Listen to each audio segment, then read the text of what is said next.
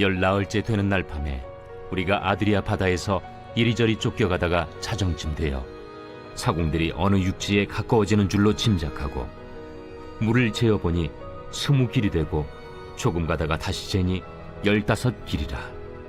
암초에 걸릴까 하여 고물로 단 넷을 내리고 날이 새기를 고대하니라. 사공들이 도망하고자 하여 이물에서 닻을 내리는 채하고 거룻배를 바다에 내려놓거늘 바울이 백부장과 군인들에게 이르되, 이 사람들이 배에 있지 아니하면 너희가 구원을 얻지 못하리라. 이에 군인들이 거룻줄을 끊어 떼어버리니라. 날이 새어가매 바울이 여러 사람에게 음식 먹기를 권하여 이르되, 너희가 기다리며 먹지 못하고 줄인 지가 오늘까지 열나흘인즉 음식 먹기를 권하노니 이것이 너희의 구원을 위하는 것이요 너희 중 머리카락 하나도 잃을 자가 없으리라. 떡을 가져다가 모든 사람 앞에서 하나님께 축사하고 떼어 먹기를 시작하매 그들도 다 안심하고 받아 먹으니 배에 있는 우리의 수는 전부 276명이더라.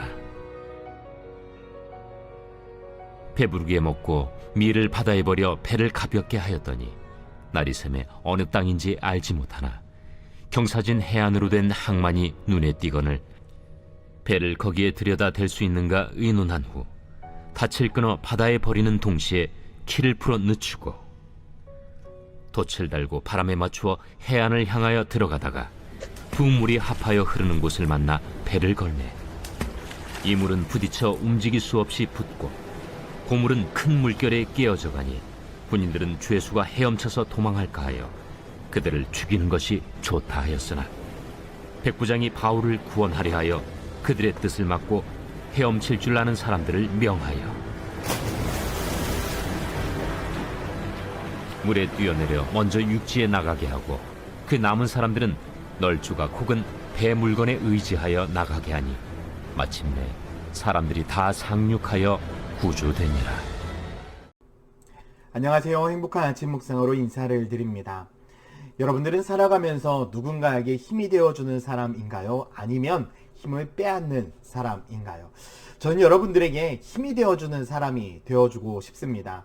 우리 모든 성도들이 저를 생각할 때마다 우리 목사님은 우리를 위해서 기도하고 계셔, 우리를 위해서 늘 말씀 준비하고 계셔. 그래서 이러한 생각만으로도 여러분들에게 힘이 되어주고 도전이 되어주는 그런 목회자가 되었으면 참 좋겠다라는 생각을 하게 됩니다. 바로 오늘 본문의 사도 바울처럼 오늘 사도 바울은 276명의 사람들과 함께 로마로 압송되고 있는 상황 가운데 있습니다.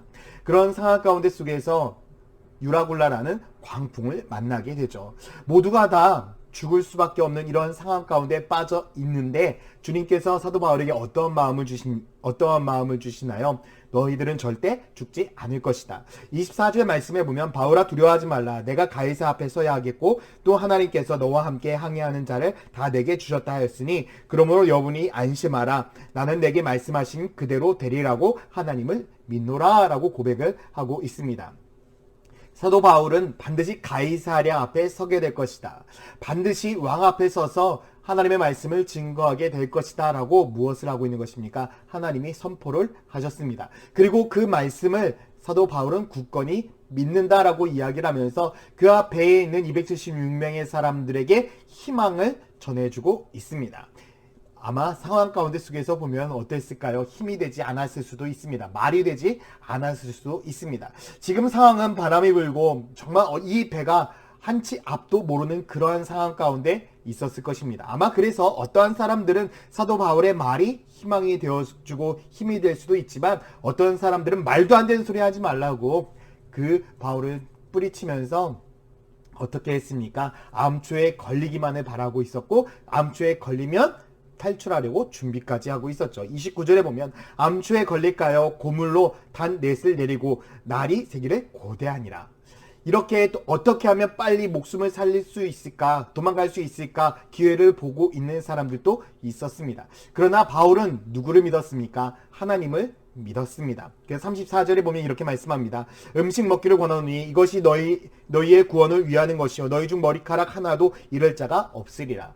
야, 음식 먹고 기다리자. 야, 지금 우리가 할 수 있는 것은 아무것도 없다. 누구를 믿고? 하나님을 믿고 의지하는 것밖에 없다라고 말씀하고 있습니다. 하나님은 분명히 우리를 살리실 것이라고, 단 한 명도 머리카락도 다치지 않게 하실 거라고 약속을 하셨다라고 바울은 굳건하게 말씀하고 있는 거죠. 저는 여기에서 희망이 된 사람은 바로 이러한 사람이구나 라는 것을 깨닫게 되었습니다. 하나님을 믿는 사람. 이 땅 가운데 속에서 하나님을 믿는 사람은 이 세상의 사람들에게 희망이 되어주는 사람이어야 합니다.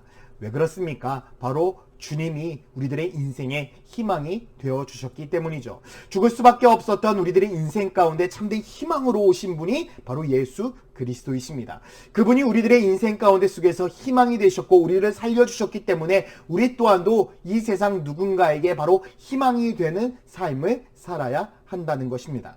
저는 오늘 우리 성도들의 삶에 늘 주님이 주시는 그 말씀을 통해서 우리들의 인생이 회복되어지고 하나님이 주신 그 꿈과 하나님이 주신 그 말씀으로 인해서 우리들의 삶에 참된 은혜와 축복을 누리면서 하나님이 주신 그 소망을 품으며 살아가는 믿음의 성도들이 되었으면 좋겠습니다. 어느덧 2023년도 8월달이 다 지나가고 있습니다. 여러분, 23년도 우리 천안침례교회의 슬로건을 알고 계시죠?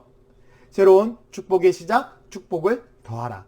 아마 잊고 살았던 분들도 있을지 모릅니다. 하나님께서 우리 교회에게 새로운 축복의 시작을 선포하셨습니다.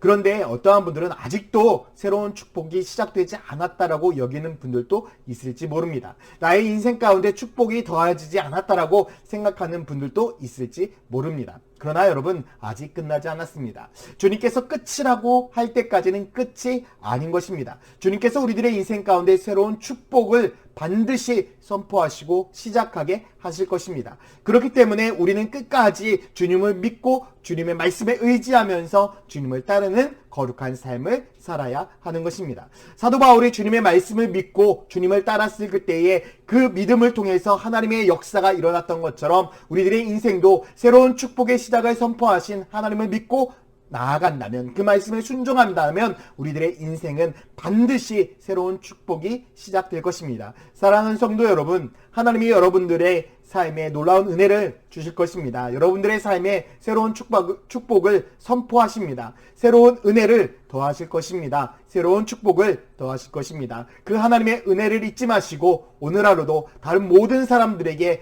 예수 그리스도가 나의 희망이 되었던 것처럼 여러분들 또한도 다른 모든 사람들에게 희망이 되어주는 그런 축복의 성도가 되기를 예수님의 이름으로 축원드립니다. 함께 기도하겠습니다. 사랑과 은혜의 아버지 하나님, 오늘 하루도 우리가 누군가의 희망이 되어주는 믿음의 삶이 되기를 소망합니다. 주님께서 우리들의 인생 가운데 희망이 되어주셔서 놀라운 은혜와 축복을 더하셨던 것처럼 우리가 주님을 믿고 나아갈 때에 주님의 삶이 우리들의 삶이 희망이 된 것처럼 다른 사람들에게 희망이 되어주는 놀라운 축복의 사람, 그런 축복의 디딤돌을 되게 하여 주시옵소서. 감사드리며 예수 그리스도의 이름으로 기도드렸습니다. 아멘. 여러분, 주님께 감사하십니까? 이 마음 변치 않았으면 좋겠습니다. 할렐루야!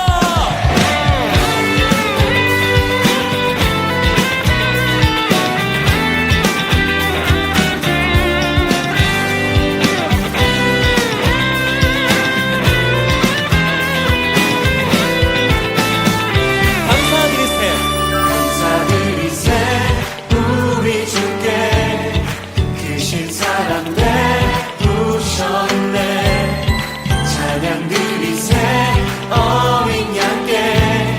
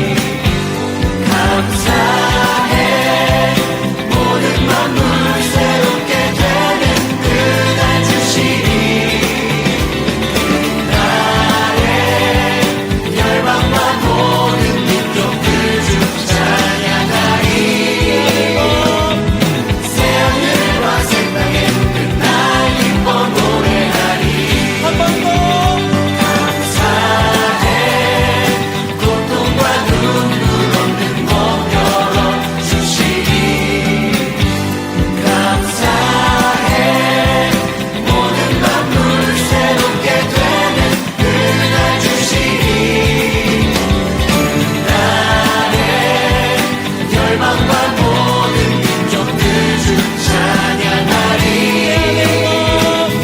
새하늘과 새벽에 날 기뻐 노래하리 한 번 더 목소리 높여 감사합시다 감사